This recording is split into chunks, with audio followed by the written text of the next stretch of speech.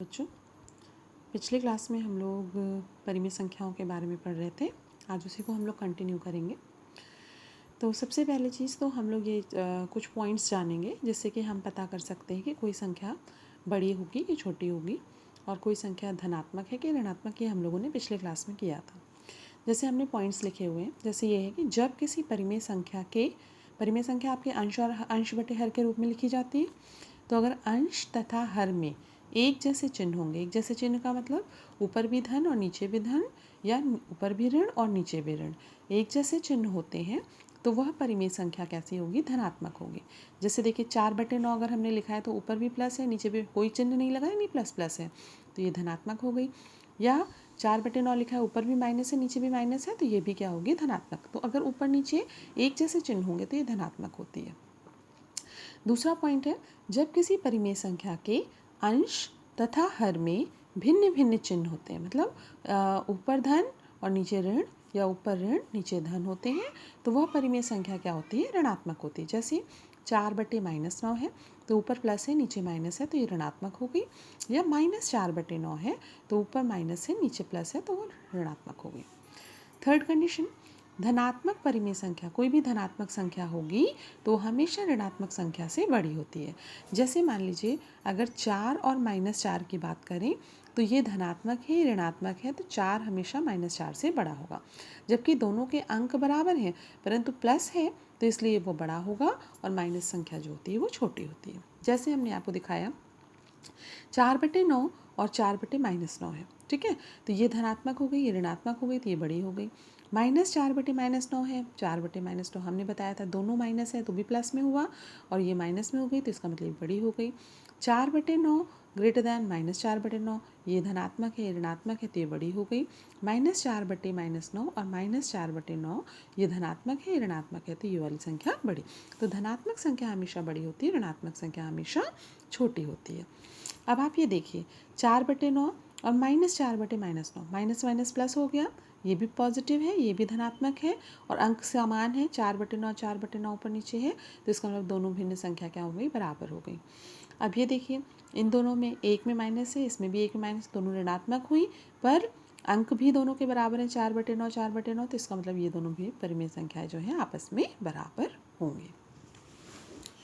Next होता है चौथा पॉइंट कि गुणा के लिए या भाग के लिए एक जैसे चिन्हों को, यानी धन धन हो या ऋण ऋण हो, को अगर हम गुणा करते हैं या भाग करते हैं, यानी गुणनफल या भागफल सदैव कैसा होता है? धन होता है। जैसे प्लस गुणे प्लस करेंगे तो प्लस आएगा, माइनस गुणे माइनस करेंगे तब भी प्लस आएगा, प्लस बटे प्लस करेंगे तो प्लस आएगा, माइनस बटे माइनस करेंगे तो वो प्लस आएगा। यानी अगर ऊपर नीचे दोनों में माइनस है तो वो संख्या कैसी हो गई? धनात्मक होती है, हमने पहले ही बताया था आपको।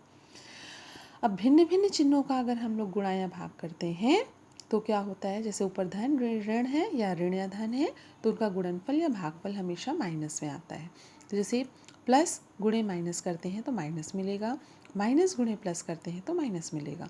इसी तरह प्लस बटे माइनस करते हैं तो माइनस मिलेगा, माइनस बटे प्लस करते हैं तो भी वो क्या मिलेगा? माइनस मिलेगा।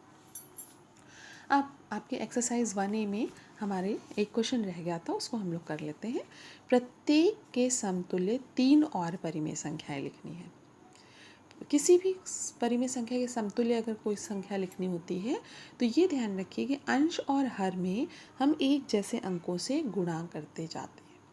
गुणा करें या भाग करें, कुछ भी करें, तो वो समतुल्य संख्या हो जाती है। अब जैसे 2/5 है तो इसमें हम 2 से गुणा कर लें ऊपर नीचे, 3 से गुणा कर लें, 4 से गुणा कर लें, क्योंकि 3 ही लिखनी है तो क्रम से हम गुणा कर लेंगे तो हमें समतुल्य परिमेय संख्या मिल जाएगी और सब में बराबर लगाएंगे। जैसे 2/2/5/2 या 2/3/5/3 या 2/4/5/4। अब इसका मान लिखेंगे, 2 दूनी कितना हुआ? 4/5 दूनी कितना हुआ? 10। ये कितना? 2 तिहाई कितना हुआ? 6/5 तिहाई कितना हुआ? 15। या 2 चौको 8/5 चौको 20। तो 2/5 की ये तीनों क्या हो गई? समतुल्य भिन्न हो गई। इसी तरह 7/-11 में लिखना है आपको, तो 7 गुणे 2/-11 गुणे 2, फिर 7 गुणे 3/-11 गुणे 3, 7 गुणे 4/-11 गुणे 4। अब आप देखिए 7 दूनी कितना हुआ 14 बटे -11 दूनी 22 यानी -22 हो गया। फिर 7 त्रिक 21 बटे 11 तेईं 33 हो गया, माइनस लगा हुआ माइनस हो गया। 7 चौक 28 हो गया, 11 चौक कितना होता है 44 हो गया, माइनस लगा हुआ। अभी तो ऊपर नीचे दोनों में माइनस लगा हुआ है तो वैसे ही करेंगे -8 गुणे 2 बटे -5 गुणे 2। फिर -8 गुणे 3 बटे -5 गुणे 3, -8 गुणे 4 बटे -5 गुणे 4। तो 8 दूनी कितना हुआ -16 बटे 4 5 चौको 5 दूनी 10 -10।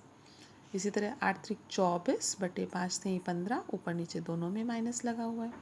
8 चौक 32 बटे 5 चौको 20, ऊपर नीचे दोनों में माइनस लगा हुआ है।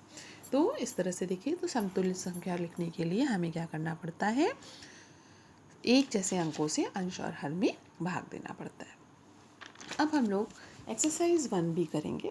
इसमें हमें संख्याओं की जोड़ों में समान असमान पता करना रहेगा। पहला क्वेश्चन तो है निम्नलिखित परिमेय संख्याओं को उनके सरलतम रूप में लिखें। पिछले वाले एक्सरसाइज में भी हम लोग ने सरलतम रूप में लिखा था। सरलतम रूप में लिखने के लिए हम लोग उसको काटते हैं, एक जैसे अंकों से काटते हैं। अगर ऊपर नीचे कट जाता है तो जैसे ये दिया है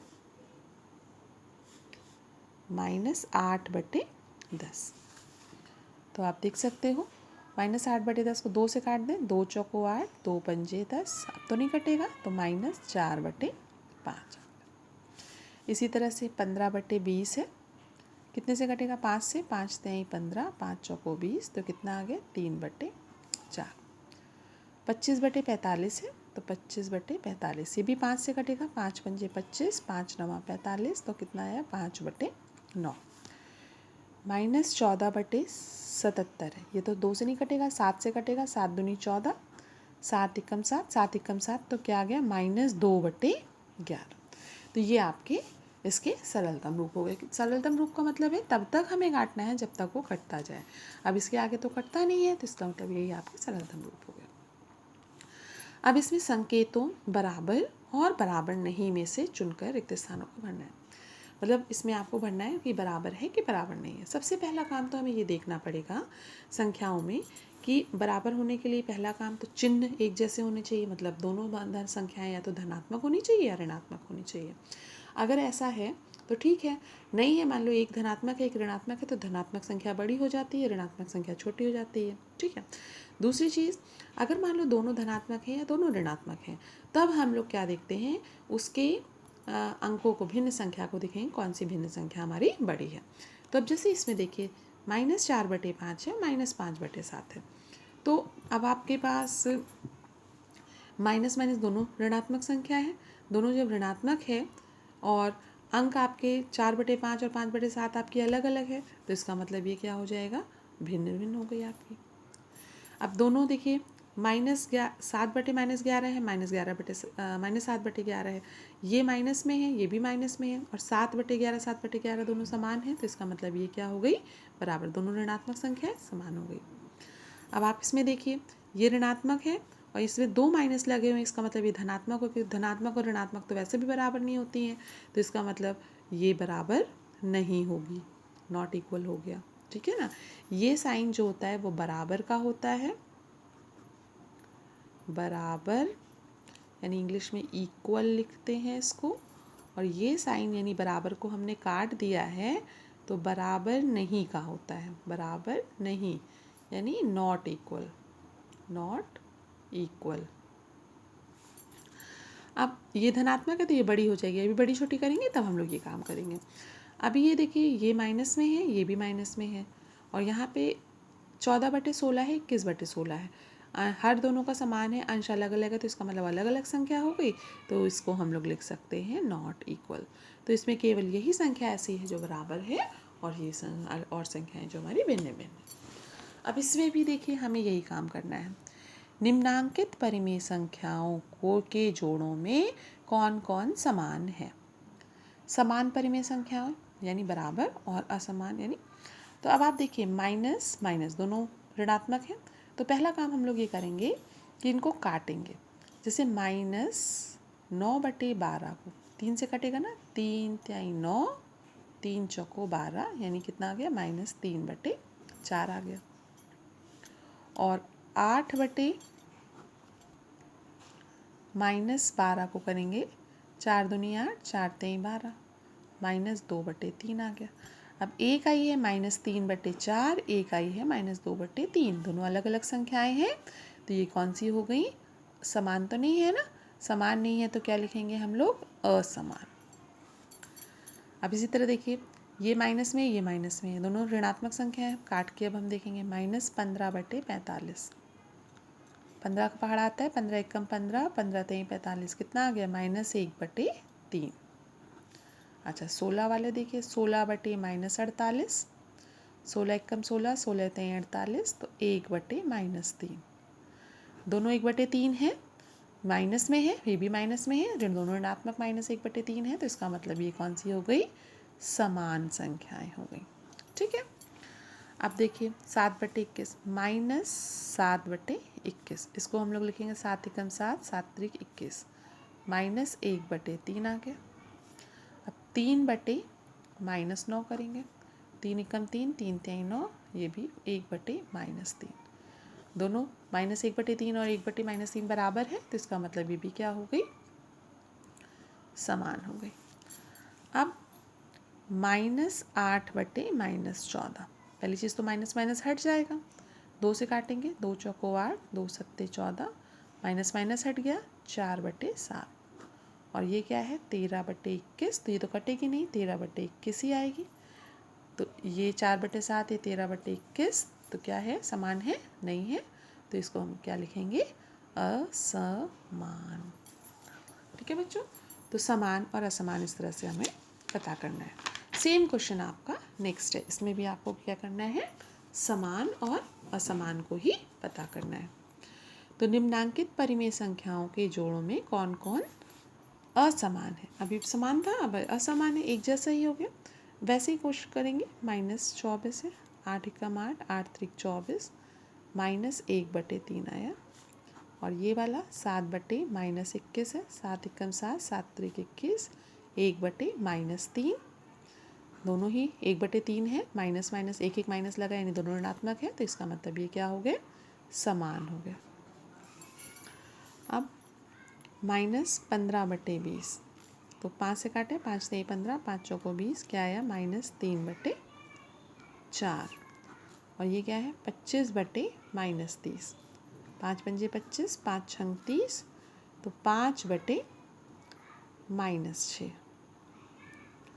तो माइनस माइनस तो है बट अलग अलग है, तो इसका मतलब क्या हुआ, ये असमान हुए। अब 0/-7, 0/-7, 0 को किसी भी संख्या से भाग देंगे तो 0 आएगा, 0/4 है, 0 को किसी भी संख्या से भाग देंगे 0 आएगा, दोनों ही क्या हुए, 0 0 हुए, यानी ये क्या हो गए, समान हो गया। अब -6/10 है, तो 2 से कटेगा, 2 तेई 6, 2 पंजे 10, -3/5, 9/-15 है, 3 तेई 9, 3 पंजे 15, यानी 3/-5, अब दोनों ऋणात्मक है, 3/5 3/5 है, तो इसका मतलब दोनों ही क्या हो गई, समान हो गई। तो आपको इस तरह से समान और असमान को पता करना है बच्चों। तो ये वाले क्वेश्चंस आपको कर लेने हैं। ये क्वेश्चंस करने के बाद अब हम नेक्स्ट एक्सरसाइज करेंगे, उसमें छोटा बड़ा करेंगे, जो असमान संख्याएं होंगी उसमें हम लोग छोटे बड़े को पता करेंगे। थैंक यू बच्चों, हैव ए नाइस डे।